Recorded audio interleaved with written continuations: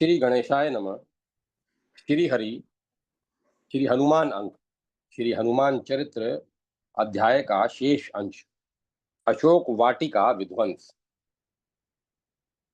समस्त शास्त्रों के पारंगत विद्वान श्री समीर कुमार ने मन ही मन विचार किया, दूत का कार्य स्वामी के हित के लिए मार्ग प्रशस्त करना है।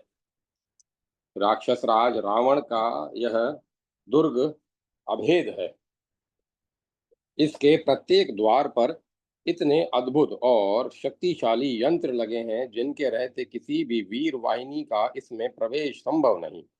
दूसरे, इस अगम लंका को मैंने रात्रि में देखा है। दशग्रीव के व्यक्तित्व एवं उसके योद्धाओं का कैसे पता चले, शत्रु की सैन्य शक्ति की जानकारी आवश्यक है। इतनी ही नहीं, रावण को आतंकित कर उसका मनोबल गिराने से भी लाभ होगा। माता सीता भी दिए गए आश्वासन का विश्वास दिलाने से धैर्य पूर्वक अपने दिन काट सकेंगी। अतएव लंका को भली भांति देखकर उसके अधिपति रावण से मिलकर ही जाना अधिक उपयोगी होगा। पर दशमुख से भेंट कैसे हो? यदि ये अवसर किसी प्रकार उत्तेजित हो जाए तो यदि यह ये असुर किसी प्रकार उत्तेजित हो जाए तो निश्चय ही मैं रावण के सम्मुख पहुंचा दिया जाऊंगा। बस अपने मन में इस प्रकार की योजना बनाकर श्री पवन पुत्र उछलकर एक वृक्ष पर चढ़ गए। वे मधुर फलों को खाने लगे। वे कुछ फलों को कुतर कर और कुछ को वैसे ही धरती पर फेंक देते। किसी वृक्ष की डाल तोड़कर फेंकते तो कोई समूचा वृक्ष ही उखाड़ देते। इस प्रकार वे संपूर्ण अशोक वाटिका को नष्ट करने लगे। इस शिंशपा अशोक वृक्ष के नीचे माता सीता रहती थी। उसके अतिरिक्त पवन कुमार ने वाटिका के समस्त पुष्पों एवं फलों के वृक्षों को नष्ट भ्रष्ट कर दिया। अत्यंत सुंदर वाटिका कुछ ही देर में उजाड़ दी गई। इतना ही नहीं, परम शक्ति संपन्न महादेवात्मज श्री हनुमान असुरों के गगनचुंबी चैत्य प्रसाद पर, लंका में राक्षसों के कुल देवता का अत्यंत रमणीय भवन चैत्य प्रसाद कहा जाता है, चैत्य प्रसाद पर उछलकर चढ़ गए।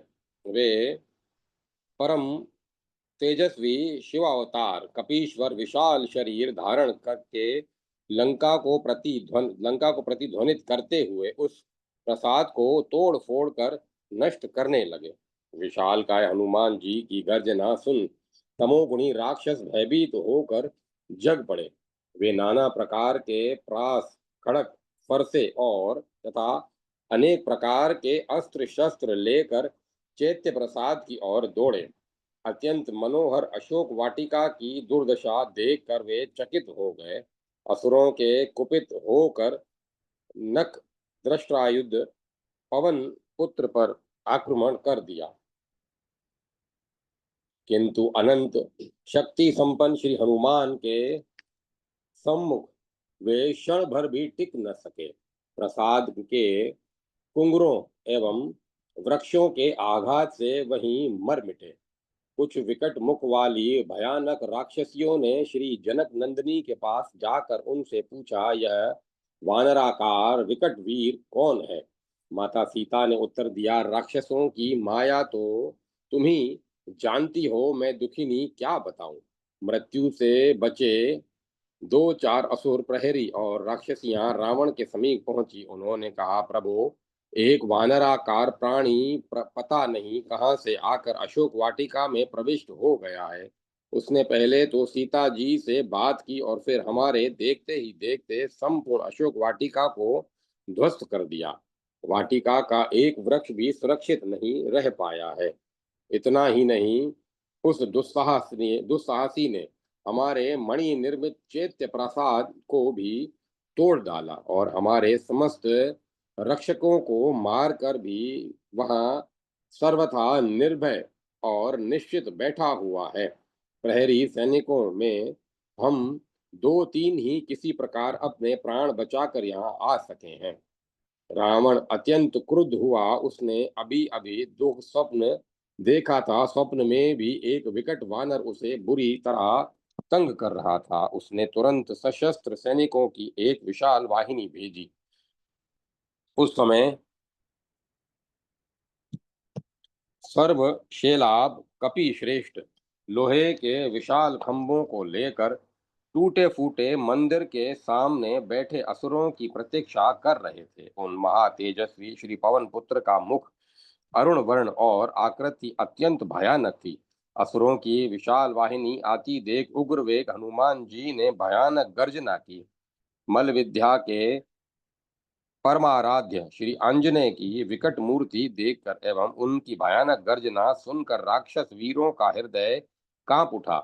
उन्होंने वानरेश्वर हनुमान जी पर एक साथ ही अपने अस्त्र शस्त्रों की वर्षा प्रारंभ कर दी, किंतु अमित विक्रम क्रोध संरक्त लोचन श्री पवन पुत्र के प्रहार के सम्मुख वे विवश होकर कुछ ही क्षणों में मृत्यु मुख में प्रविष्ट हो गए।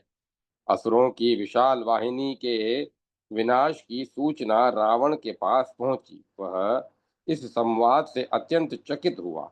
उसने अपने मंत्री प्रहस्त के पुत्र जम्बूमाली को शत्रु वानर को बंदी बनाकर यहाँ मृत रूप से लाने के लिए भेजा। जम्बूमाली विशालकाय, क्रोधी और संग्राम में दुर्जय था। वह क्रोध में उन्मत्त होकर अशोक वाटिका के लिए चला। दैत्य प्रसाद भंजक हनुमान जी के हनुमान जी फाटक दैत्य प्रसाद दैत्य चैत्य प्रसाद भंजक हनुमान जी फाटक के छज्जे पर खड़े थे। सशस्त्र असुर वीर को अपनी ओर आते देखकर वे प्रसन्नता पूर्वक गर्जना करने लगे। जम्बूमाली ने श्री पवन पुत्र पर तीक्ष्णतम शरों की वर्षा की। हनुमान जी घायल हुए, किंतु उन्होंने एक ही झटके से उसका गर्भ खर्व कर दिया। असुर का प्राणहीन शरीर पृथ्वी पर गिर पड़ा।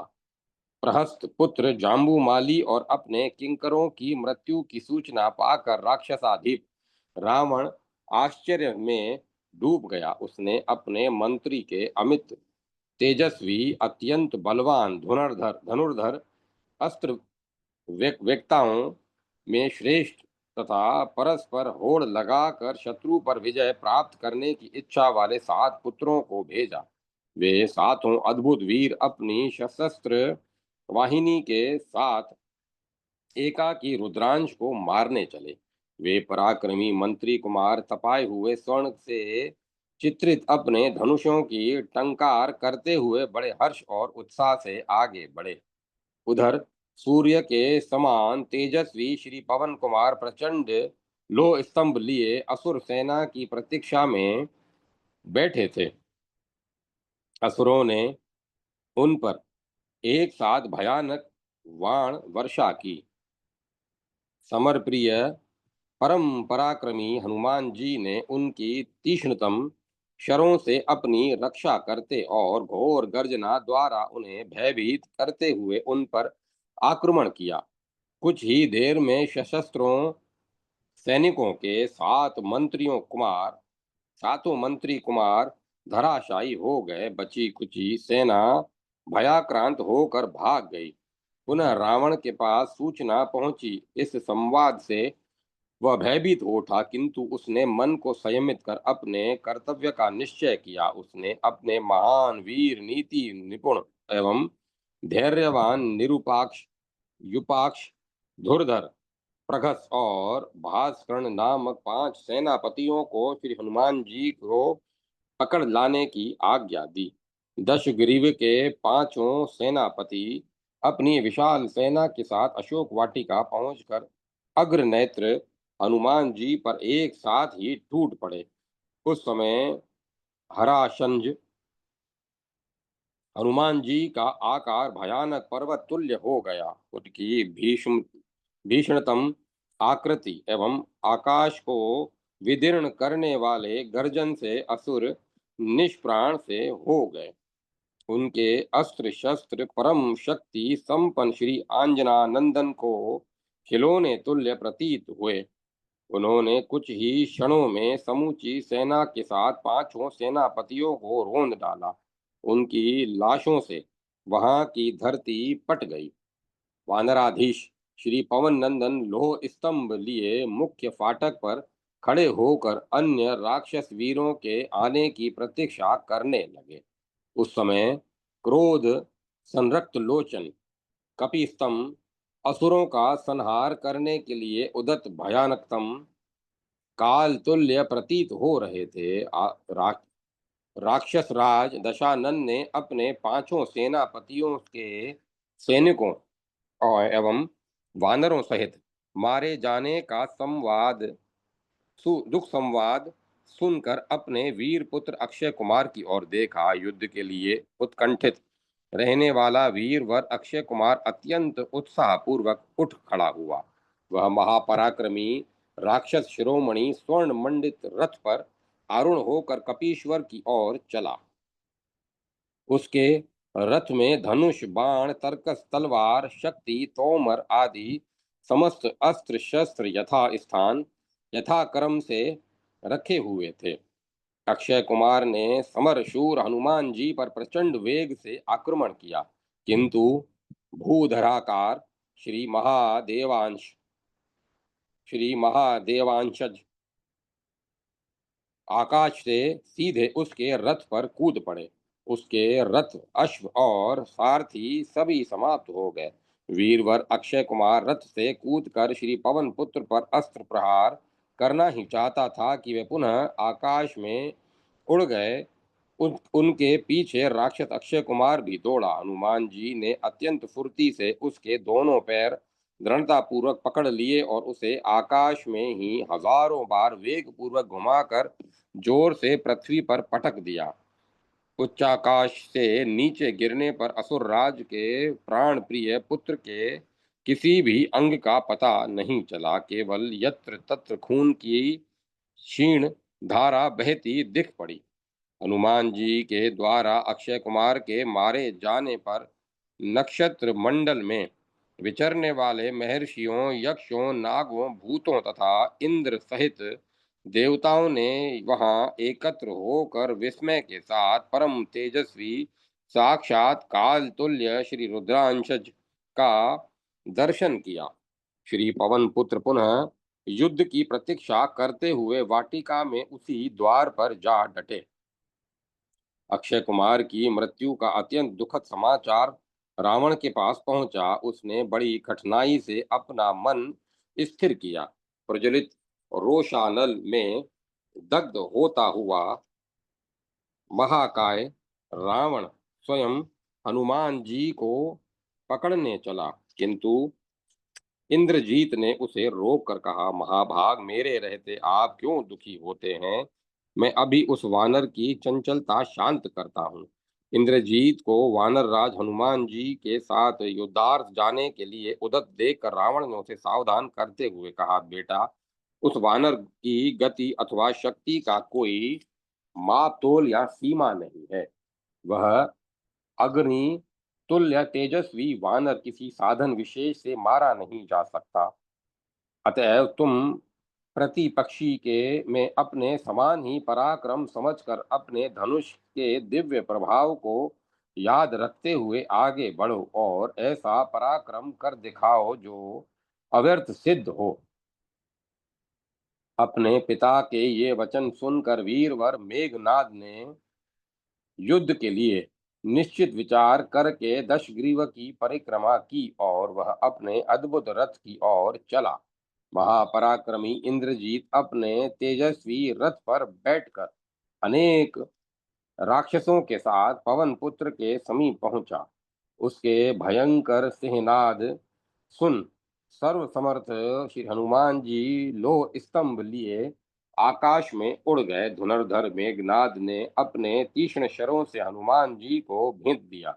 उनके शरीर से रक्त की धारा बह चली। व्रतकाय हनुमान जी ने कुपित होकर लोह स्तंभ के प्रबल प्रहार से उसके सारथी को मारकर रथ को चूर्ण विचूर्ण कर दिया। मेघनाथ के कितने ही वीर राक्षस रथ रक्त वमन करते हुए यमलोक सिधारे। महाकपीश्वर कि शक्ति के सम्मुख कोई वश चलता न देख इंद्रजीत ने ब्रह्मपाश छोड़ा। नित्य मुक्त श्री पवन कुमार को विधाता ने ब्रह्मपाश से मुक्त रहने का वरदान पहले ही दे दिया था, किंतु श्री अंजना नंदन मर्यादा का अतिक्रमण करना नहीं जानते, वे ब्रह्मपाश को समान सम्मान प्रदान करने के लिए उसमें बंध गए। मायातीत पवन पुत्र के पृथ्वी पर गिरते ही सभी असुर उनके समीप आकर उन्हें डांटने फटकारने लगे। उन्होंने प्रसन्न आत्मा हनुमान जी पर अपशब्दों की वर्षा करते हुए उन्हें वलकल की रस्सियों से अच्छी तरह कस कर बांध दिया और श्री राम भक्त हनुमान जी ब्रह्मपाश से स्वतः मुक्त हो गए। उन राक्षसों को यह पता नहीं था कि ब्रह्मपाश का बंधन दूसरे बंधन के साथ नहीं रहता। ब्रह्मपाश से मुक्त वानर शिरोमणि को केवल वृक्षों के वल्कल से बांधा देखकर मेघनाथ अत्यंत उदास और चिंतित हो गया। मंत्र शक्ति से परिचित वीरवर इंद्रजीत अच्छी प्रकार जानता था कि एक बार विफल होने पर इसका प्रयोग दूसरी बार संभव नहीं। उसे अपनी विजय संदिग्ध सी प्रतीत हुई।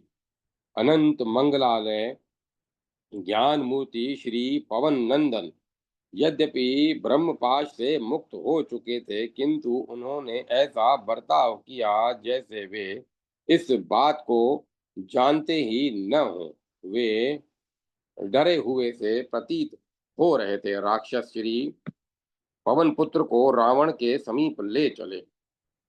मार्ग में उन्हें देखकर पुरवासी दौड़े आते और उनके पीछे चलते हुए उन्हें घूंसे मारते, गालियां देते और उनके बाल नोच लेते थे, किंतु श्री रामदूत हनुमान जी अपने स्वामी का कार्य संपादन करने के लिए सब कुछ सुन सह रहे थे।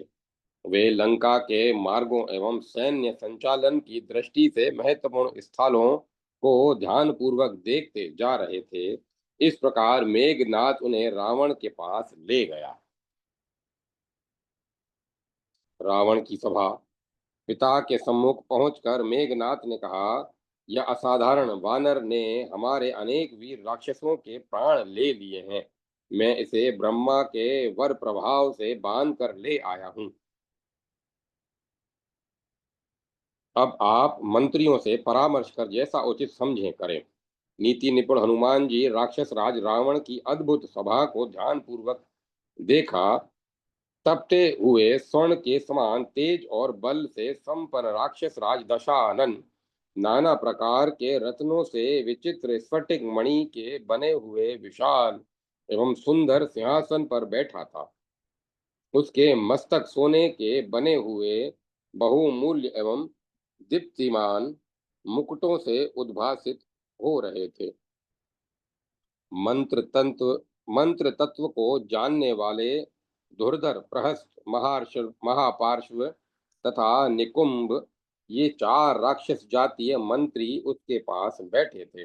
महावीर श्री हनुमान भयानक राक्षसों से पीड़ित होने पर भी अत्यंत आश्चर्य के साथ दशग्रीव को देख रहे थे।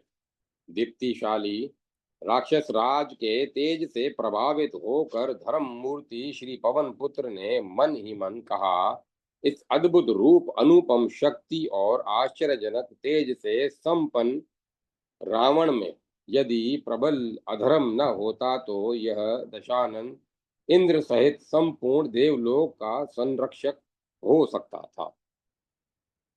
दैत्यराज रावण अपने सम्मुख पिंगाक्ष, पिंगकेश और पिंगरोमा वानर शिरोमणि हनुमान जी को देखकर रोष से जल उठा। उसने अपने सामने बैठे हुए कजलगिरी के समान कृष्ण वर्ण अपने मंत्री प्रहस्त से कहा, प्रहस्त, इस बंदर से पूछो तो सही, यह कौन है, कहाँ से आया है, इसके यहाँ आने का उद्देश्य क्या है, इसने अशोक वाटिका क्यों ध्वस्त कर दिया था, इसने योद्धाओं के साथ मेरे प्राण प्रिय पुत्र को क्यों मार डाला।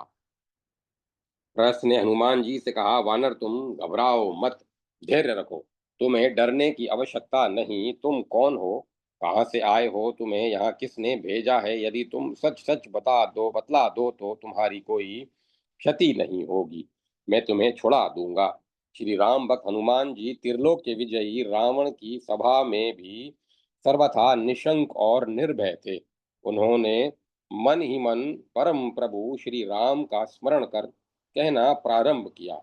लंकाधिपति रावण जिन अनंत महिमा में परम प्रभु का आश्रय ग्रहण कर माया निखिल सृष्टि की रचना करती है, जिनकी शक्ति से ब्रह्मा विष्णु और महेश क्रमशः सृष्टि का सृजन पालन और संहार करते हैं, जिनके बल से शेष जी वनों और पर्वतों सहित समस्त ब्रह्मांड को अपने सिर पर धारण करते हैं, और जो प्रत्येक युग में गौ ब्राह्मण देव समुदाय और धर्म की रक्षा तथा तुम्हारे जैसे धरती के भारभूत राक्षसों को दंड देने के लिए पृथ्वी पर अवतरित होते हैं। मैं उन भगवान श्री राम का दूत हूँ। क्या तुम्हें पता नहीं? उन श्री दशरथ कुमार से भगवान शंकर के उस कठोरतम धनुष को मृणाल तुल्य तोड़ डाला, जिसे तुम हिला तक नहीं सके। खरदूषण और त्रिशिरा को 14,000 राक्षसों के साथ अकेले मार डालने वाले श्री राम को तुम नहीं जानते। अरे, तुमको अपनी कांख में दबा रखने वाले वाली को उन्होंने एक ही बाण से मार डाला।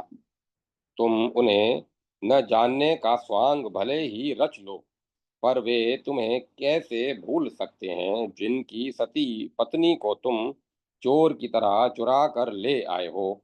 रावण, तुम अच्छी प्रकार देख और समझ लो, मैं उन्हीं सर्वशक्ति संपन्न परम प्रभु श्री राम का दूत परम प्रतापी पवन देव का पुत्र हनुमान हूँ। किष्किंधाधिपति श्री राम सखा सुग्रीव ने सीता देवी की खोज के लिए व्यग्र होकर कोटि कोटि वीर वानर भालुओं को चारों दिशाओं में भेजा है। उन्हीं का भेजा हुआ मैं शतयोजन सागर लांग कर यहाँ आया हूँ। मैंने माता सीता का दर्शन कर लिया है।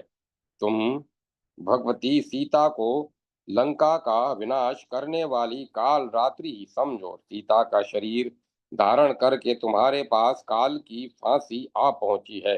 रावण, तीनों लोकों में एक भी ऐसा प्राणी नहीं है जो भगवान श्री राम का अपराध करके सुखी रह सके।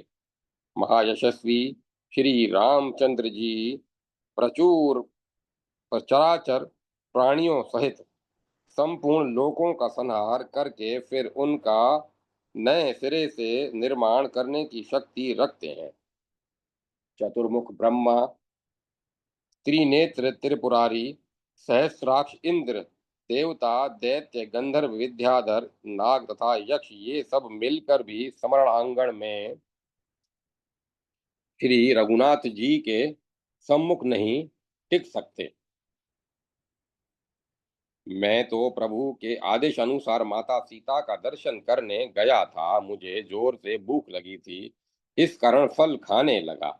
अपने स्वभाव के अनुसार मैंने वृक्षों को तोड़ दिया, किंतु तुम्हारे सैनिक मुझ पर प्रहार करने लगे। भला अपना शरीर किसे प्रिय नहीं है? अतः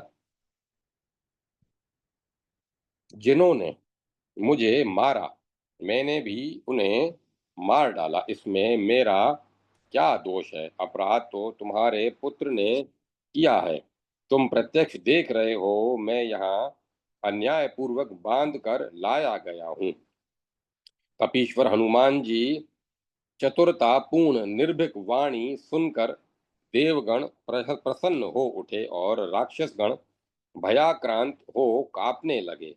श्री राम की शक्ति की महिमा सुनकर उनका मनोबल गिर गया। रावण क्रोध पूर्वक दांत पीसने लगा, परंतु परम बुद्धिमान मंगल मूर्ति श्री हनुमान दशग्रीव के यथार्थ हित के लिए अत्यंत शांति पूर्वक उपदेश करते रहे। लंकाधिपति, तुम ब्रह्मा जी के अति उत्तम वंश में उत्पन्न हुए हो तथा पुलस्त्य नंदन विश्रवा के पुत्र और कुबेर के भाई हो।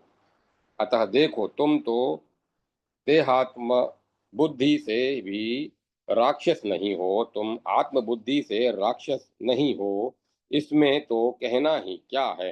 तुम सर्वथा निर्विकार हो, इसीलिए शरीर, बुद्धि, इंद्रियां और दुखादि ये न तुम्हारे गुण हैं और न तुम स्वयं हो।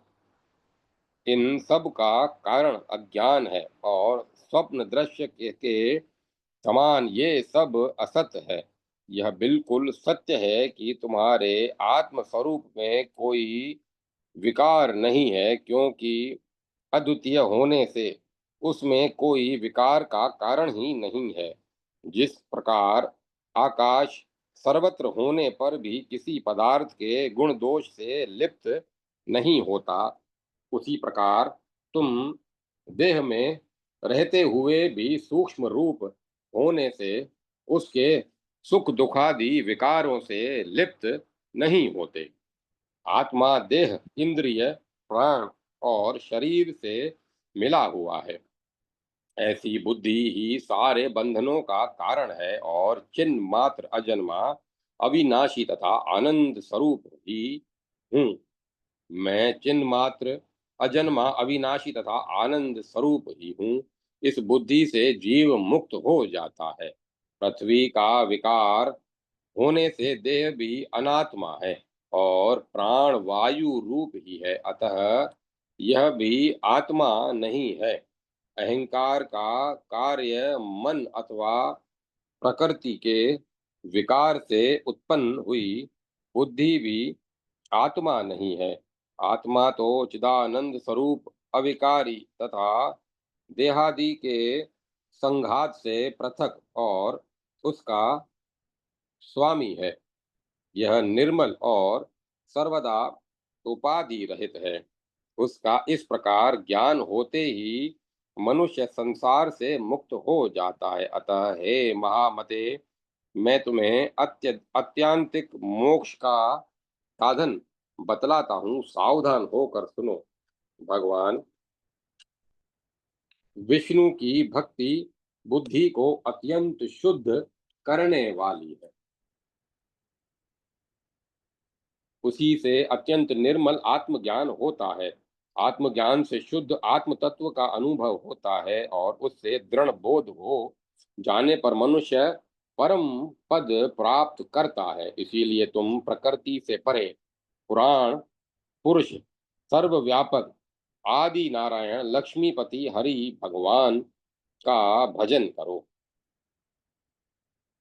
अपने हृदय में स्थित शत्रु भाव रूप मूर्खता को छोड़ दो और शरणागत वत्सल श्री राम का भजन करो। सीता जी को आगे कर अपने पुत्र और बंधु बांधवों सहित भगवान श्री राम की शरण में जाकर उन्हें नमस्कार करो, इससे तुम भय से छूट जाओगे। जो पुरुष अपने हृदय में स्थित अद्वितीय सुख स्वरूप परमात्मा श्री राम का भक्ति पूर्वक ध्यान नहीं करता, वह दुख तरंगावली से पूर्ण इस संसार समुद्र का पार कैसे पा सकता है।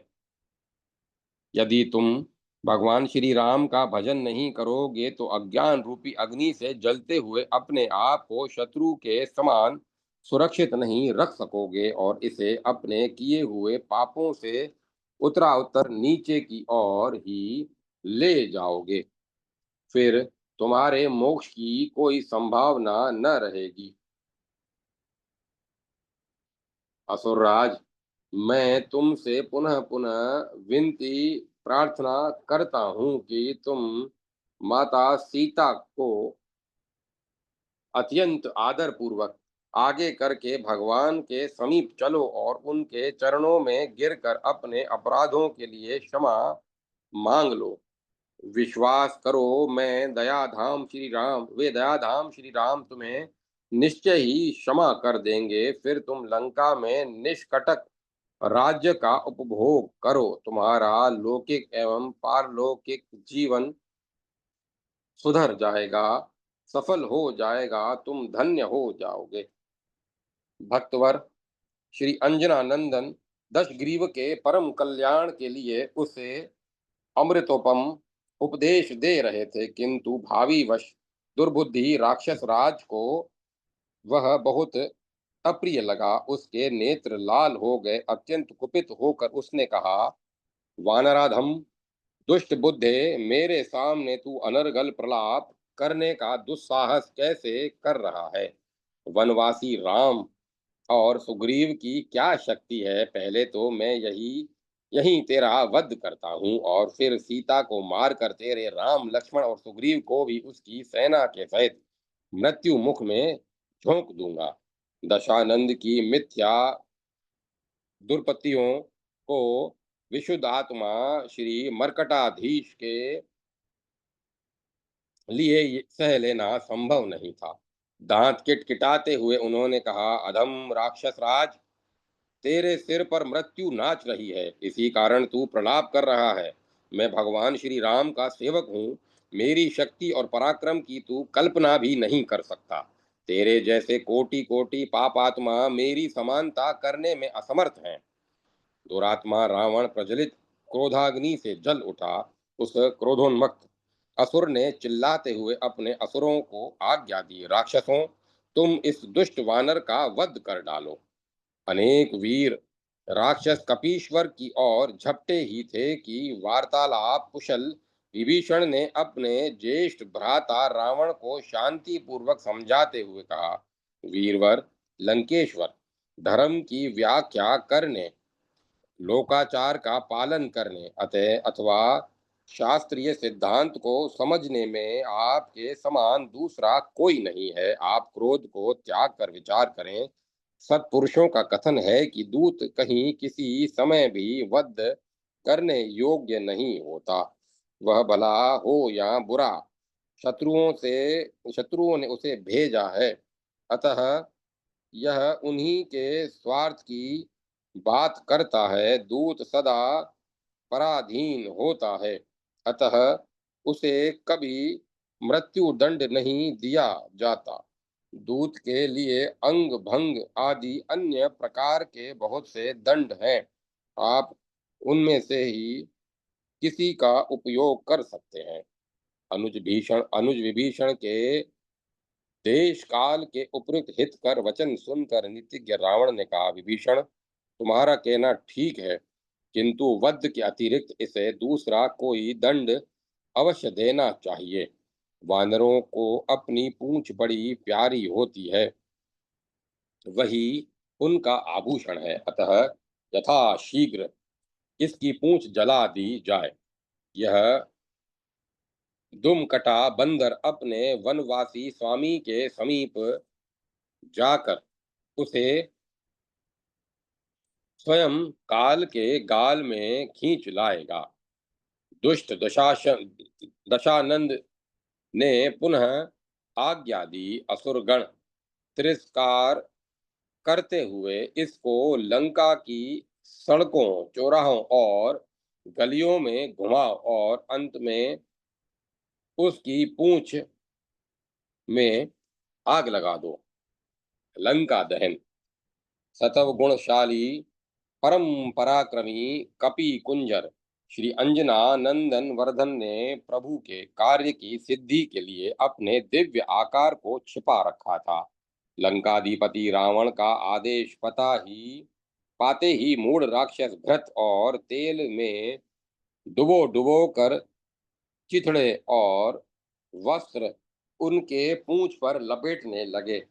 परम कौतुकी पवनात्मज ने अपनी पूंछ लंबी कर दी। दुष्ट दशानन के आज्ञा पालक असुर हनुमान जी की पूंछ में जितने ही वस्त्र लपेटते वे उतनी ही लंबी होती जाती। कपि की इस क्रीड़ा से लंका में वस्त्र और एवं तेल घृत का अभाव होने लगा।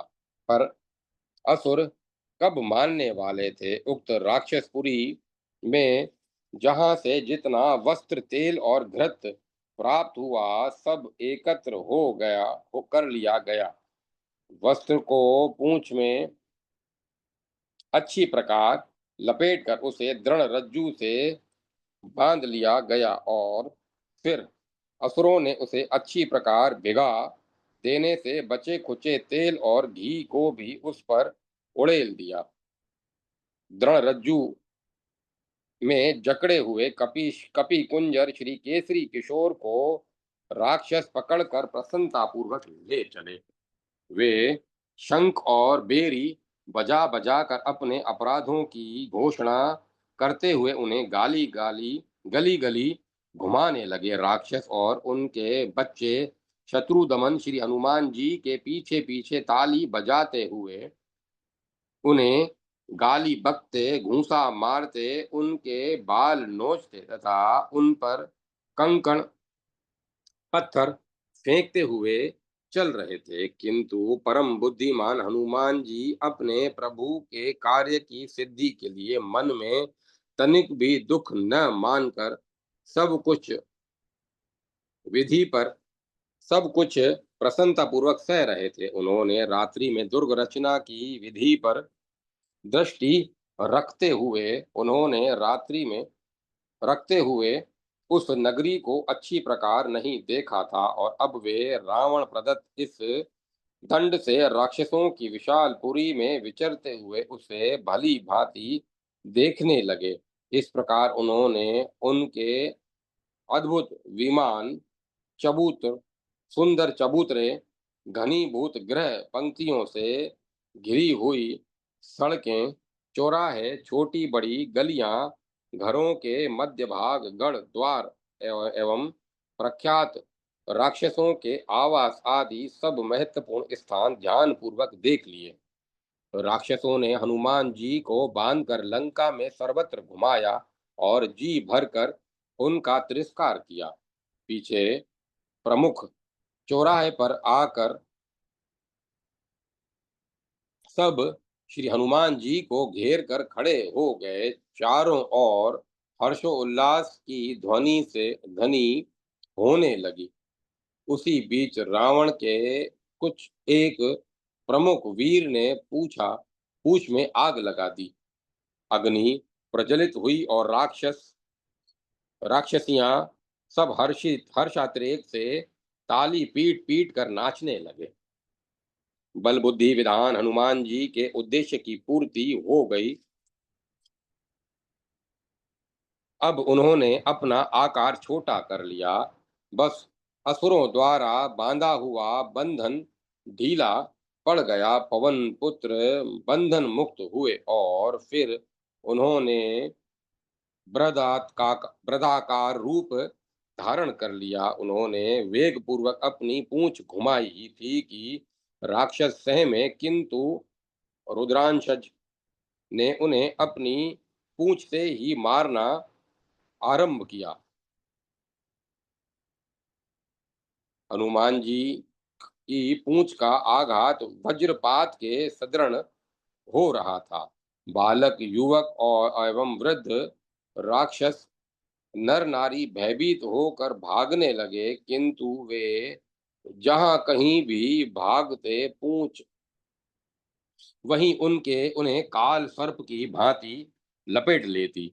अग्नि की ज्वाला में छटपटाते हुए असुर पृथ्वी पर जोर से पटके जाते, तड़पने भी तड़पने भी नहीं पाते, किंतु परंतु तुरंत मर जाते। इस प्रकार वहां एकत्रित समस्त असुरों का वध कर हनुमान जी लंका की एक अत्यंत विशाल गगनचुंबी अट्टालिका पर चढ़ गए। जिस समय पवन नंदन हनुमान जी की पूंछ में आग लगाई जा रही थी, उसी समय एक भयानक राक्षसी ने दौड़कर माता जानकी से कहा, सीते, तुम जिस बंदर से बात कर रही थी उसे बांधकर उसकी पूंछ में आग लगा दी गई है। उसे अत्यंत अपमान से के साथ लंका की गलियों में घुमाया गया है।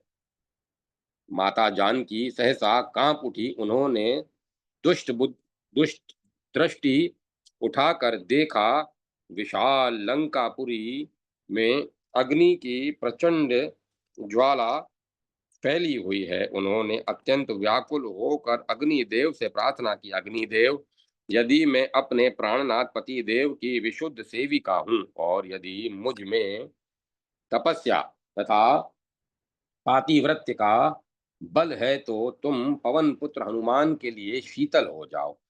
एक तो पातिव्रत्य की ही अमित शक्ति, पतिव्रता देवी इच्छा होने पर संपूर्ण सृष्टि को उलट पुलट कर सकती है। दूसरे निखिल सृष्टि की स्वामिनी जगजननी मूल प्रकृति स्वयं शक्ति की प्रार्थना तीखी लपटों वाले अग्निदेव श्री हनुमान जी के लिए शांत भाव से जलने लगे। उनकी शिखा प्रदक्षिण भाव से उठने लगी। स्वयं हनुमान जी चकित होकर सोचने लगे, अरे अग्नि तो प्रज्वलित है, इसके स्पर्श से विशाल अट्टालिकाएं आए धाए जल रही है, किंतु मैं बिल्कुल सुरक्षित हूँ। निश्चय ही माता सीता की दया, मेरे परम प्रभु के तेज तथा मेरे पिता की मैत्री के प्रभाव से अग्निदेव मेरे लिए शीतल बन गए हैं। जय श्री राम, जय श्री राम। उस विशाल गगनचुंबी अट्टालिका में आग लगाकर भयानक मूर्ति श्री हनुमान दूसरे महल पर कूदे। उस समय उनकी भीषण गर्जना से आकाश विदीर्ण हो रहा था। उस गर्जन मात्र से कितने ही असुरों का प्राणांत हो गया। राक्षस पत्नियों के गर्भ गिर गए और बड़े बड़े वीर राक्षसों का हृदय कांप उठा।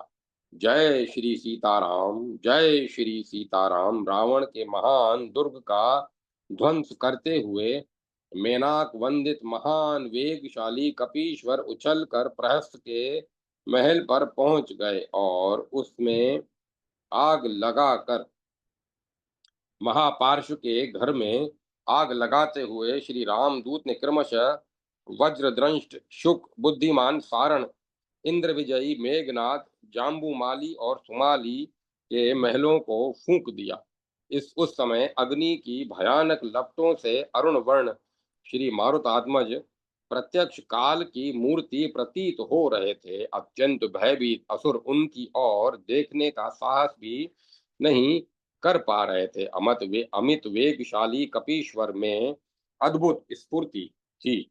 वे एक महल पर जाकर अपनी प्रज्वलित पूंछ से उसके आंगन द्वार और वात्यानों में प्रवेश कर इतनी शीघ्रता से आग लगाकर दूसरे महल पर कूद पड़ते कि विश्वास करना भी कठिन था कि यहाँ एक ही हनुमान जी हैं।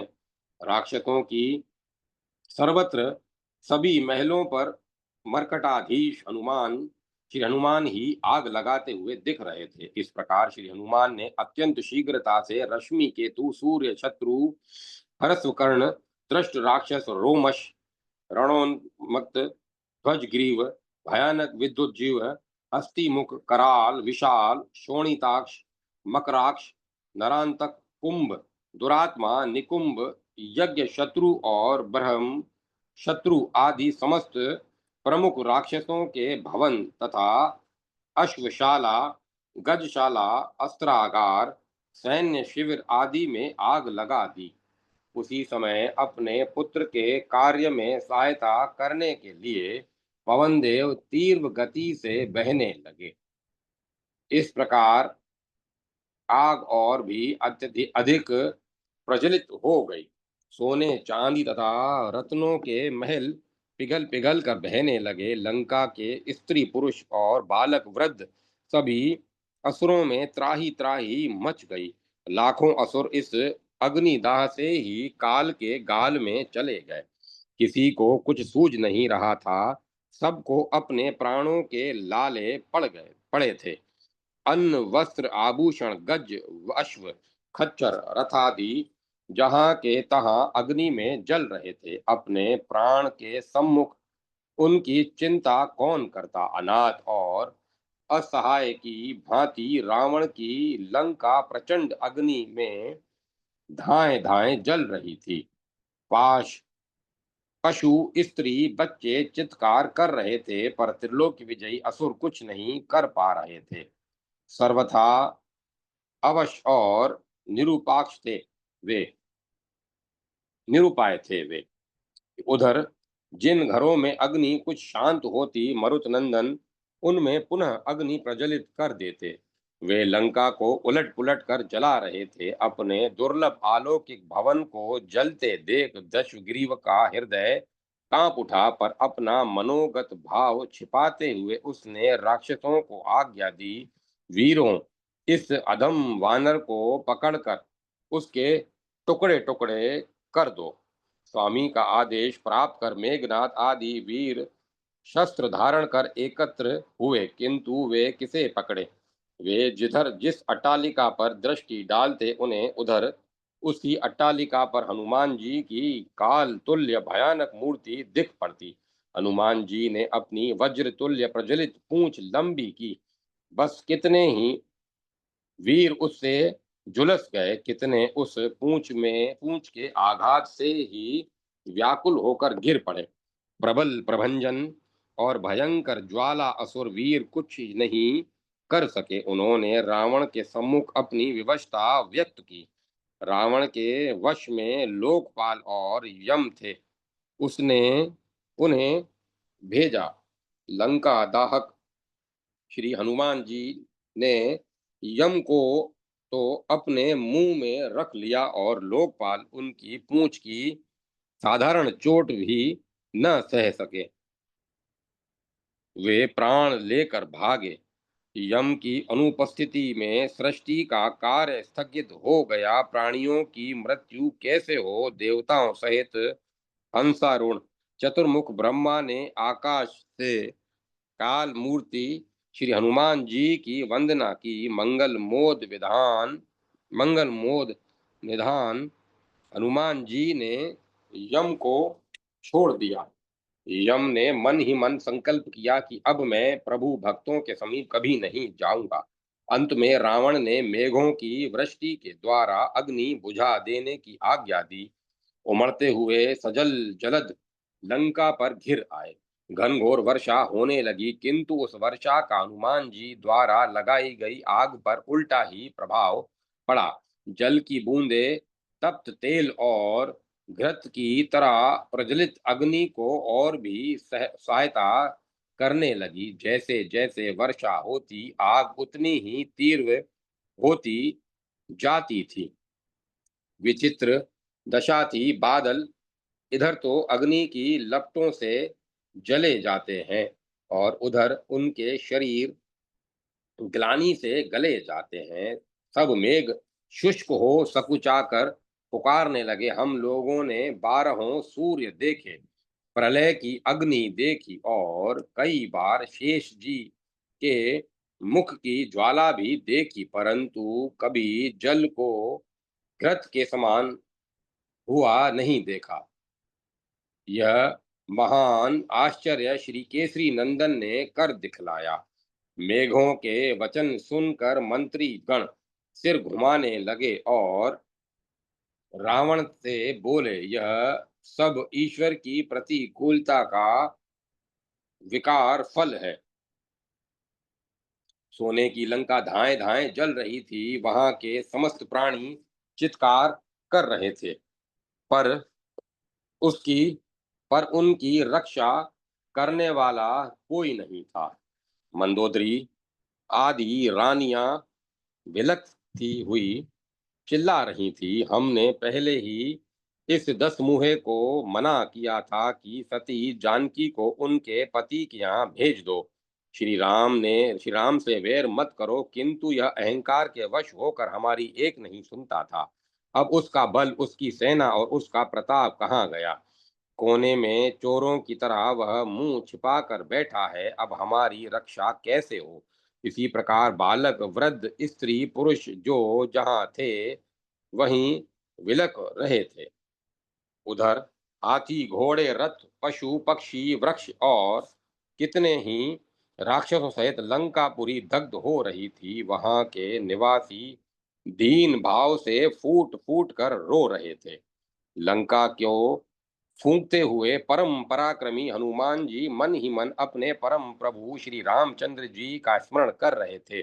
श्री मर्कटाधीश के इस अद्भुत और अप्रीतम कार्य से सभी देवता, मुनिवर, गंधर्व, विद्याधर, नाग तथा संपूर्ण प्राणी अत्यंत प्रसन्न हुए। देवताओं ने श्री पवन पुत्र की स्तुति की। कहते हैं लंकाधिपति रावण ने सूर्य पुत्र शनि देव को बंदी बना लिया था। उस बंदी ग्रह की चार दीवारी हनुमान जी के पैरों के आघात से टूटकर गिर गई। श्री हनुमान जी ने शनिदेव का दर्शन किया और उन्हें रावण की सारी करतूत बता दी। शनिदेव ने मुक्तिदाता श्री हनुमान जी को आशीर्वाद देते हुए कहा, अब लंका का सर्वनाश निकट है। उन्होंने कनखी से लंका की ओर देखा और एक विभीषण का घर छोड़कर बची कुची लंका जलकर राख हो गई।